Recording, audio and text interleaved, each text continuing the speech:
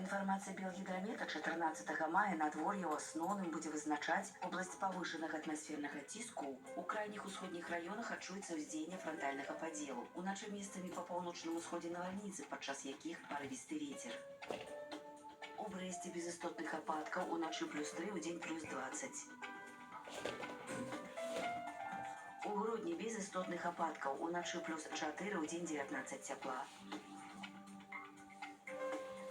У Віцебску уначы невялікі дождж, магчыма навальніца, +6, удзень +17.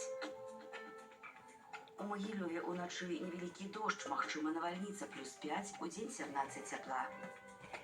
У Гомелі без істотных ападкаў, уначы +5, удзень +18 градусаў.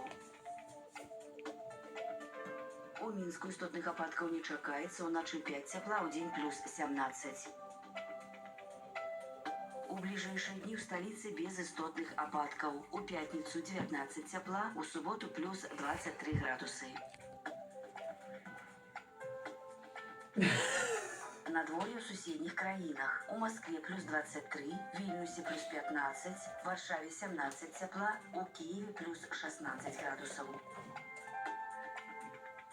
Надвор'е ў заходняй Еўропе. У Парыжы +13, Берліне +12, Вільні 15 цяпла, у Рыме +20 градусаў.